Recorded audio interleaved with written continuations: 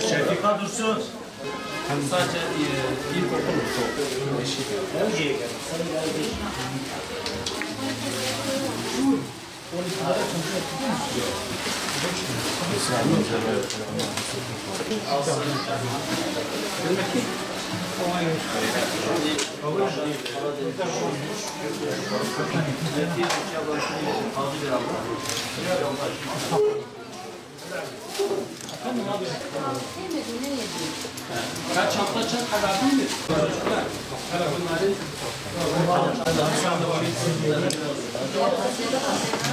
Yeni bir eğitim öğretim yılı başındayız. Öğrencilerimizi ve öğretmenlerimizi tebrik ediyoruz. Başarılar diliyoruz. Umut Kervanı olarak bu sene de yüzlerce öğrencimize kırtasiye yardımımız oldu.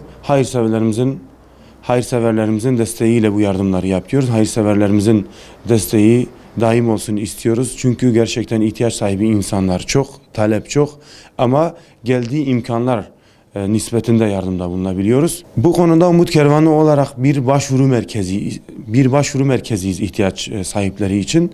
Evinde çalışanı olmayan bir sürü aile var. İhtiyaçlarını temin edemeyecek. Okulda masraflı bir şey. Kıyafet ihtiyacı da oluyor, kırtasiye ihtiyacı da oluyor. Bazı aileler mecburi servise de veriyor öğrencilerini. Bazı ailelerin 3 öğrencisi var. Belki bir öğrencilik ihtiyacını karşılayabiliyoruz. Belki bazılarının 2. Bu şekilde yardımlarımız oluyor. Bu taleplere yetişemiyoruz. İnsanlar sınırsız bir kaynak olduğunu zannediyor ama bizim tüm kaynağımız bize bağışta bulunan hayırseverlerdir. Hayırseverlerin bu konuda hassasiyetlerini göstermelerini istiyoruz. Sadakalarını, infaklarını esirgemesinler.